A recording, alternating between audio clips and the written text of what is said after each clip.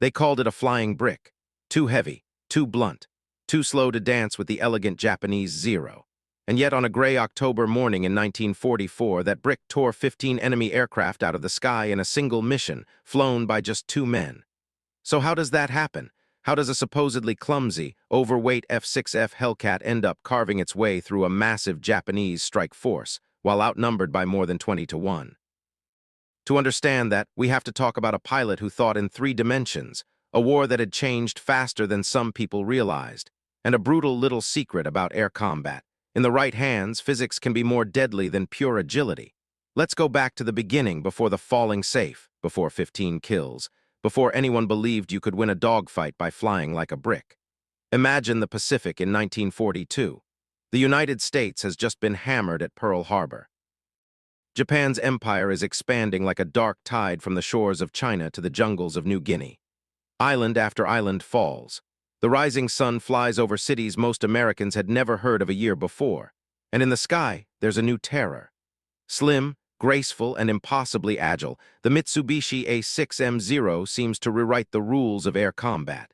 Allied pilots report that it can turn inside anything they fly. It climbs like a homesick angel, and if you try to dive away, it's suddenly right on your tail again. Early American fighters in the Pacific, Buffaloes, P-40s, even the stubby little F4F Wildcat, are getting chewed up. Squadrons vanish in a matter of weeks. Survivors return with the same haunted look and the same grim warning: don't dogfight a Zero. Can you picture that moment in history? You're a designer, an engineer, or a pilot.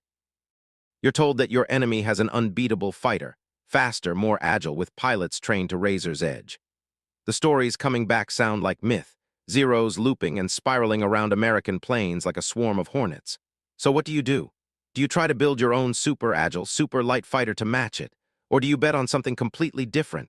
Back in the United States, at a company already nicknamed the Grumman Iron Works, because its airplanes were famously tough and, well, not exactly dainty, engineers are wrestling with that question. They're designing a new carrier fighter. It will replace the F4F Wildcat, which has been fighting for its life out over the Pacific. The Navy wants more speed, more firepower, more climb, more everything. The Japanese way of thinking seems obvious. Strip out the armor, skip the self-sealing fuel tanks, make the fighter as light and nimble as possible. The Zero is the purest expression of that idea, a sword that wins through finesse and fragile perfection. Grumman chooses a different path. What if they think we lean into our reputation? What if we don't chase the Zero's strengths at all? What if we build a fighter that's heavier, but stronger? What if we give it real armor, real protection, big guns, a huge, reliable engine, and trust our pilots to fight the battle at speeds and altitudes where our strengths matter and the Zeros do? The result is the F6F Hellcat. It's big for a carrier fighter. Bulky fuselage, broad wings, that big round Pratt & Whitney radial engine up front. Pilots call Grumman planes tubs and brutes with a kind of rough affection. You've probably heard those stories, Grumman planes that come back with half a tail missing, bullet holes stitched down the fuselage, control surfaces shredded. And yet they slam down on the carrier deck, leaking fuel and oil, but alive. The Zero could dance. The Hellcat could take a punch. But here's the catch: strength and armor cost weight. Weight changes how an airplane fights, and weight is where the physics trap begins. Think about this for a second. Most people, when they imagine a dogfight, picture a swirling, flat circle, 2 planes twisting around each other, wingtip to wingtip, trying to get on each other's tails. It's like 2 boxers in a ring dancing around. In that world, the Zero should win, right? It's lighter. It turns tighter. One mistake and you're dead. But what if you don't stay in the flat fight?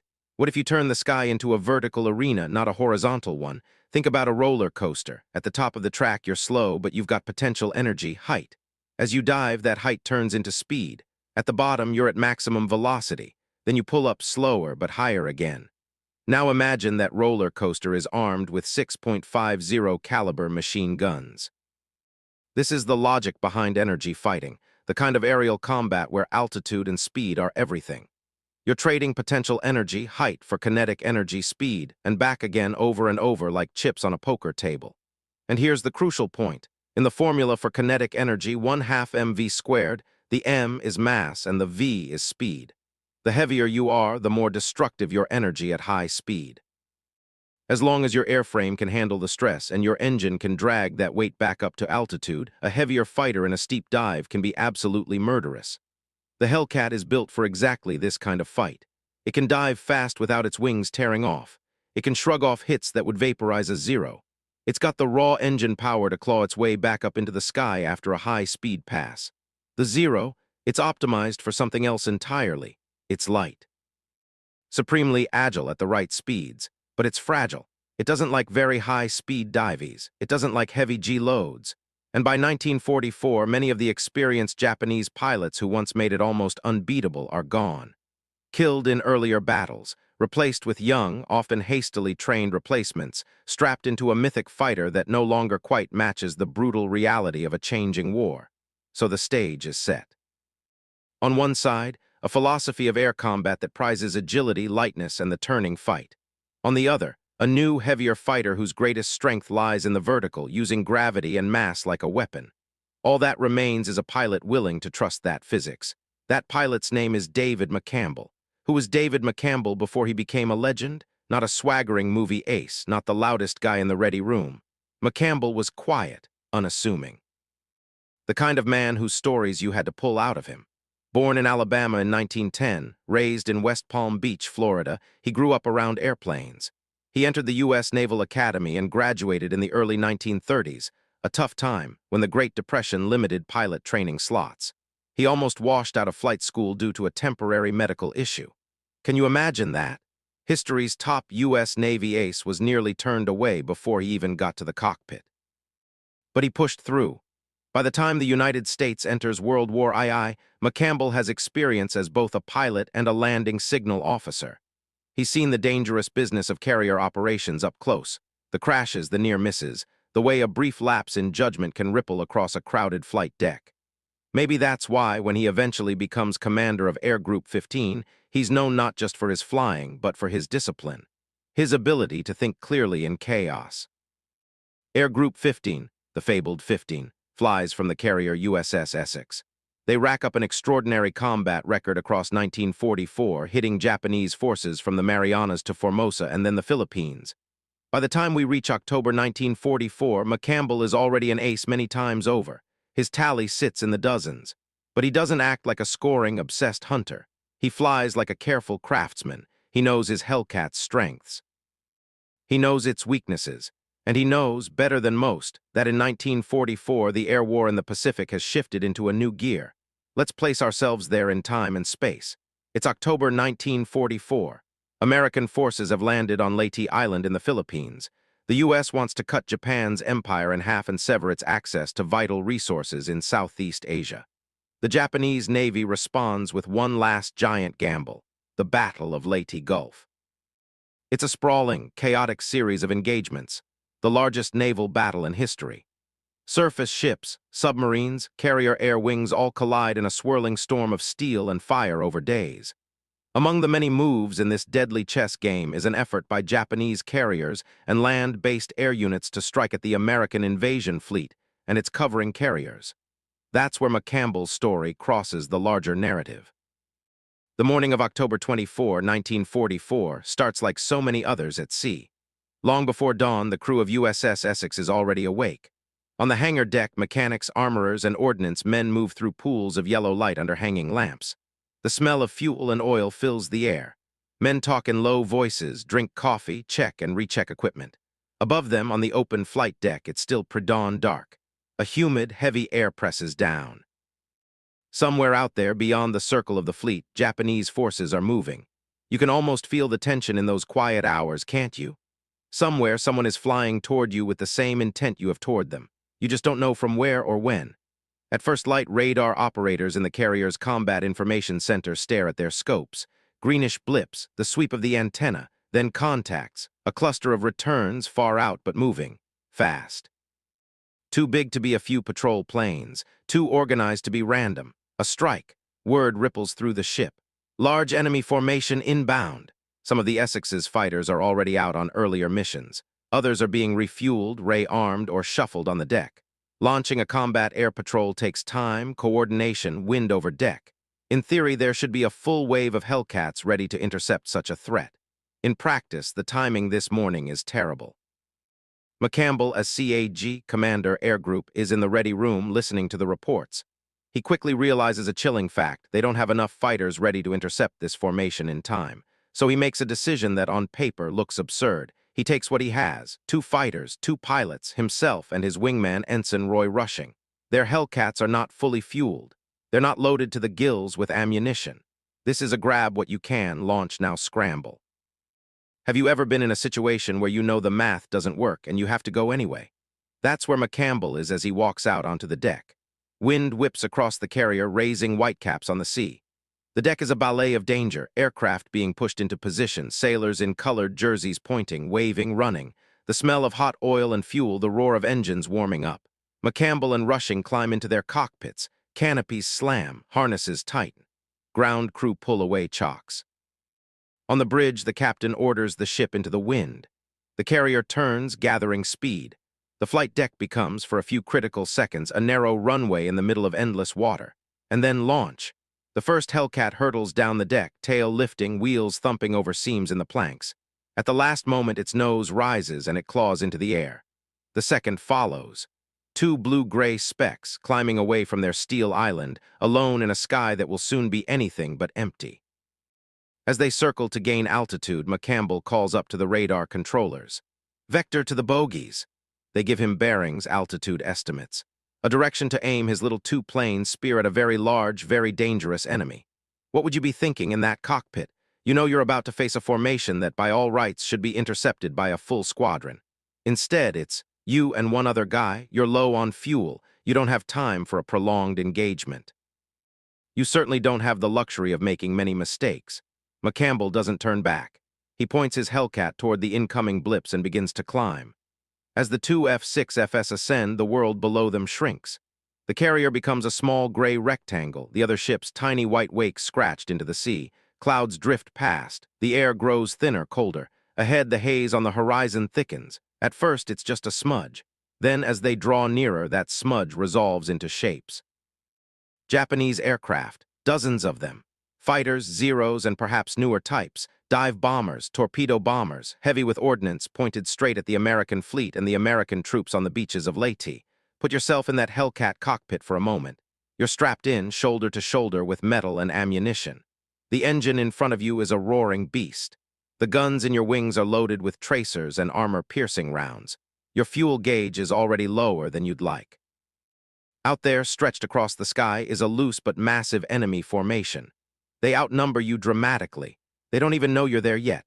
What do? Most of us in that moment might feel the urge to turn back, to wait for reinforcements, to attack only when more friendlies are in the air.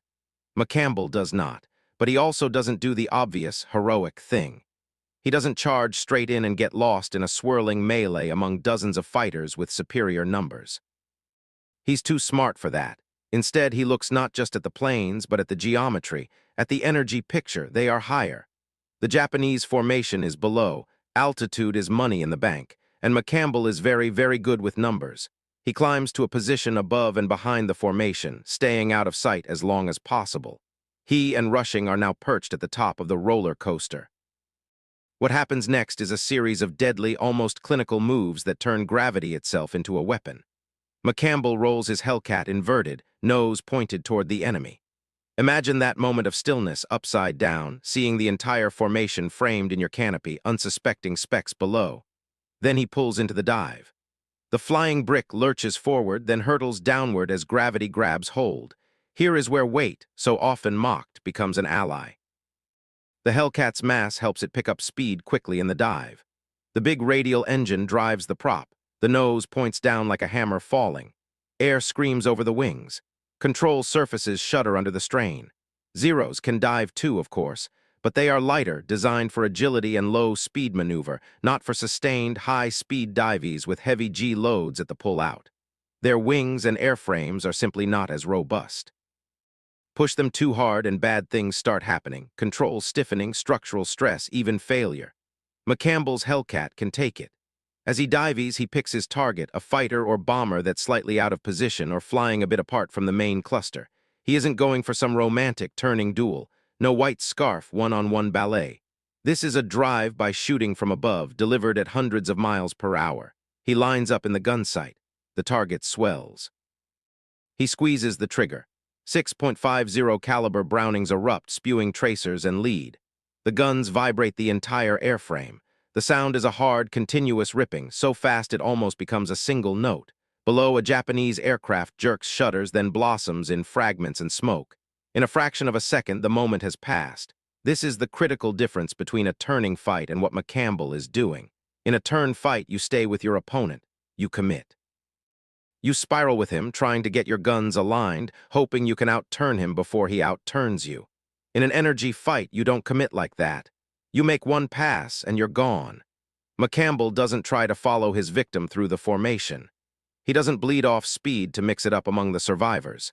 He uses the very speed he gained in the dive to escape.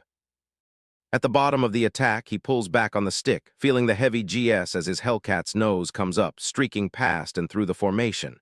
Then he's climbing again. Altitude is turned back into a shield, speed back into height. Behind him, the Japanese pilots are reacting, some breaking formation, others craning their necks, looking for the attacker. A few may try to follow him upward, but here's where physics bites them. Their planes are lighter with less energy in the vertical. Their engines, especially at higher altitudes, don't have the same raw power. Their airframes don't like the higher speeds and G-loads. By the time they try to chase McCampbell's Hellcat up the track, well, the roller coaster has already crested the hill. McCampbell and Rushing reach the top of their climb, roll over, and set up for another dive. From the Japanese perspective, this must have been utterly frustrating. A pair of attackers appears suddenly from above, streaks through, kills a plane or two before you can even shout a warning, and then vanishes into the sun and cloud above you. If you chase them, you risk leaving your bombers unprotected. If you stay, you're just waiting for the next hammer blow. Have you ever played a game where your opponent changes the rules on you? That's what's happening here. The Japanese formation was built in doctrine and design for a certain kind of fight, a fight where they manage the pace, where they bring their agility to bear, where their numerical advantage means they can envelop and overwhelm. McCampbell refuses to play that game. He is flying his Hellcat like what critics once called it, a brick. But it's a brick dropped from a great height. On the second pass, he dives again. Another fighter, another bomber, another spurt of tracers. Another enemy plane disintegrates or spins down trailing smoke. Each time, McCampbell selects his targets with care. He knows he has limited ammunition. He knows his fuel is already shrinking. He can't afford to waste a second's burst or a few extra feet of altitude. Rushing, his wingman, is doing the same, hitting targets of opportunity, sometimes covering McCampbell as they climb, sometimes making his own boom and zoom attack. Wave after wave, the two Hellcats carve into the formation. Between passes, McCampbell keeps his speed up, his altitude advantage intact. He refuses to snap into tight turns that would bleed his energy and throw him into the kind of dogfight the Zero was born to win. It's tempting in a fight like this to lose discipline. You see a wounded enemy spiraling away. You want to follow to finish the job. You want the certainty, the closure. But if you follow, you may find yourself low, slow, and alone in the middle of many angry fighters. More than one pilot has died from that urge. McCampbell restrains it. He trusts the tactics he knows. He trusts the math. And the math is vicious. Think back to that energy equation, 1/2 mv squared. Because the velocity is squared, small changes in speed mean big changes in energy. A heavy fighter at high speed is like a wrecking ball with rockets strapped to it. Every dive McCampbell makes, he's swinging that wrecking ball through the formation. And the Japanese pilots, many of them young, many with fewer hours in the cockpit, are getting trapped in his mental model of the fight. Now let's pause and think about something uncomfortable. It's easy from this distance to turn these engagements into numbers and abstractions.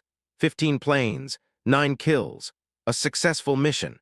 But every dot in that sky had a person in it. A Japanese pilot who grew up on a distant island with his own family, his own fears, his own hopes. Some of them believed utterly in the cause they were fighting for. Others may have had doubts they could never speak. By 1944, Japanese pilot training standards had slipped badly. Where once the Imperial Navy's aviators were elite with extensive peacetime training, now wartime losses had forced shorter, more hurried programs. They are flying into a hornet's nest of radar-directed fighters, fast, rugged American planes, and increasingly experienced enemy pilots. McCampbell is not facing the same fearsome cadre that terrorized the skies in 1941 and 1942. He's facing a mix of veterans and men who may have only a fraction of their skill and experience. This doesn't diminish his accomplishment. It complicates it, because what we're watching here is not just an individual's personal duel, but the grinding clash of two industrial and training systems, two design philosophies, two nations pushed to exhaustion. Back in the sky over the Philippines, another of McCampbell's dives ends with another flicker of flame and debris. By now, the Japanese formation is fractured. Some of the bombers have turned back or jettisoned their loads. Some fighters peel away, either to chase their tormentors or to run. The neat, mission-focused attack breaks down into a series of small, frantic reactions. Exactly what an interceptor like McCampbell wants. He's racking up kills, but he's also doing his primary job, breaking up the formation so that fewer enemy planes reach the American fleet with their payloads. As he and Rushing climb yet again, McCampbell glances at his fuel gauge. It's not good. Each dive and climb cycle burns precious fuel. Every minute at combat power drains the tanks. He checks his ammunition counters. Also not good. Those 6 Brownings can spit bullets at an astonishing rate, but they only carry so much. He's fired many short bursts by now. Imagine that double pressure. You're still surrounded by enemies. The sky is still hostile, but your tools, fuel, and ammo are vanishing. How long do you stay? When do you decide that one more pass might be the one that leaves you gliding, unarmed, into a very large, very unforgiving ocean? McCampbell makes the calculation. But even as his gauges creep downward, targets keep presenting themselves. A fighter climbing too steeply, bleeding speed. A bomber drifting out of position, separated from its escorts. He dives again. Another kill. Again. Another plane, riddled with bullets, bursts into flame or dives away trailing smoke. By now, the legend has started to take shape. 9 kills, 9 confirmed enemy aircraft downed by McCampbell in this one mission, 6 more by Roy Rushing, 15 total. 2 Hellcats against a strike force originally counted in dozens upon dozens of planes. It's almost an absurd number. If you saw it in a movie, you might roll your eyes. But here's the thing.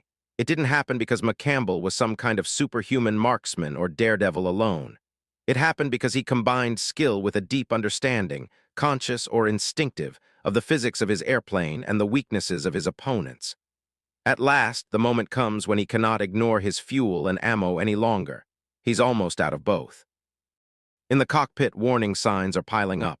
The fuel needle hovering near empty, the ammunition nearly spent. The heavy engine in front of him is still eager, still willing, but the cold mathematics is undeniable. Keep fighting, and you may never see the carrier again. So he breaks off.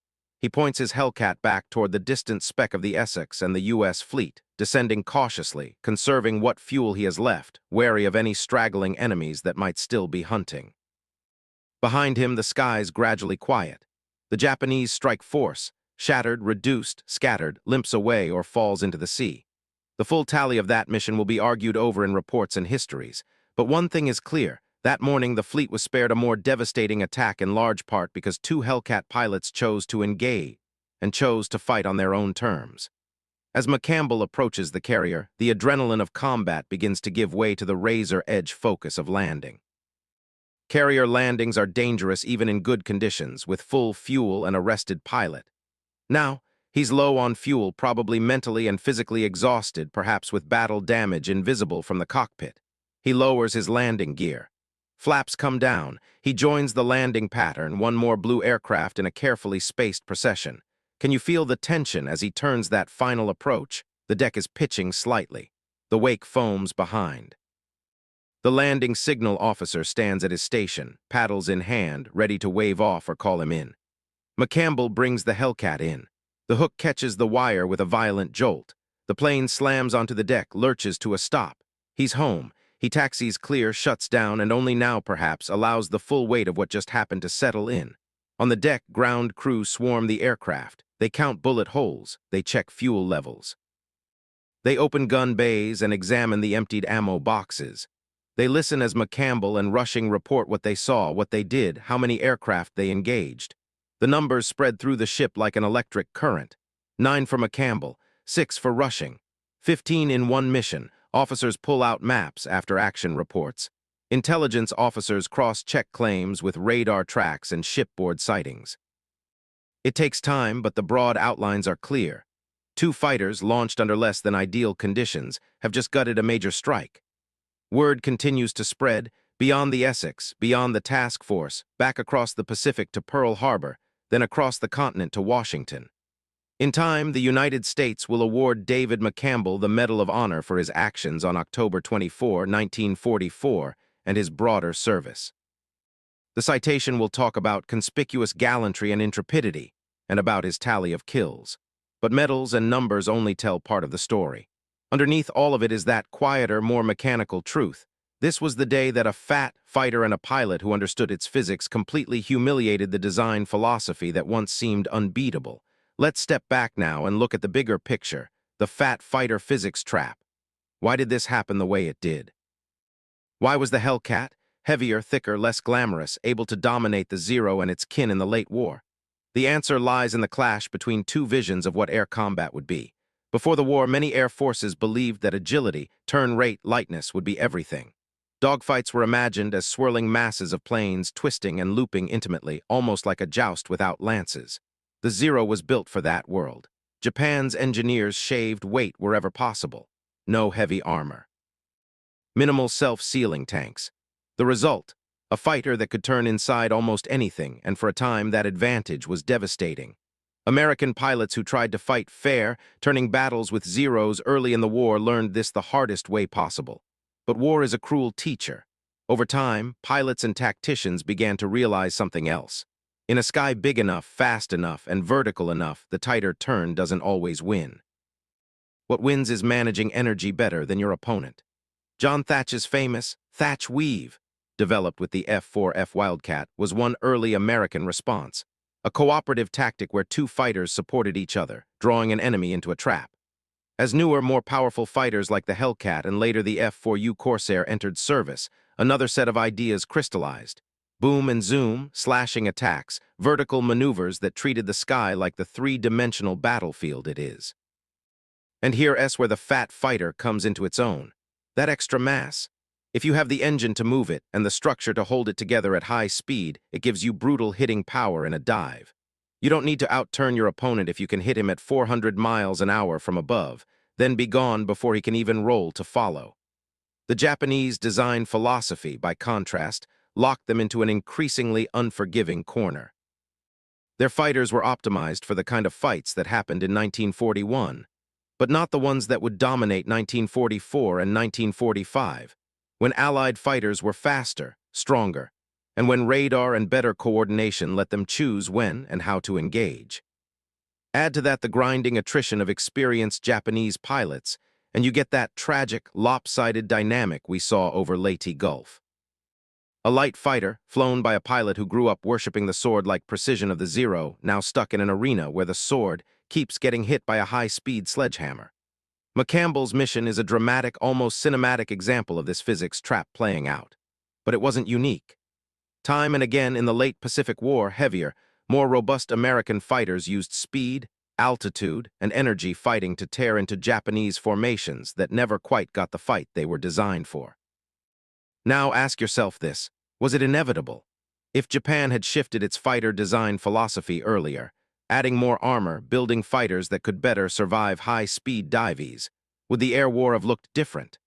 If they had conserved their elite pilots more carefully, avoiding costly early war losses, would men like McCampbell have faced a more evenly matched enemy in 1944? History doesn't let us run those experiments. What we can say is this.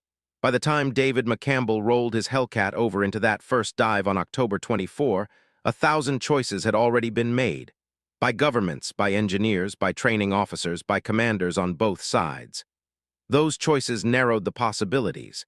They made it possible for one man in one heavy brick of an airplane to use physics to such overwhelming effect. That's the unsettling part, isn't it? From the ground, from the safety of a classroom, we can talk about lift and drag, about power-to-weight ratios and kinetic energy. We can draw diagrams of climbing and diving paths, sketch out energy diagrams, and call it doctrine. But up there in the thin air, those equations translate into something else. A flash of tracers in a canopy, a plume of smoke over the ocean, a pilot who does not go home. When you hear that McCampbell scored 9 kills in one mission, it's tempting to write it down as a statistic and move on. But behind that statistic is everything we've just walked through. The stubborn engineers at Grumman who refused to build a fragile fighter.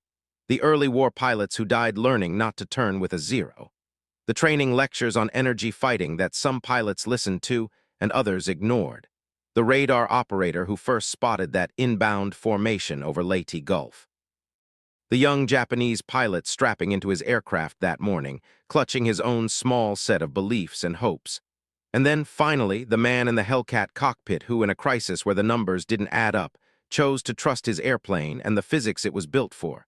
So the next time someone tells you that agility always wins, or that lighter is always better, remember the flying brick.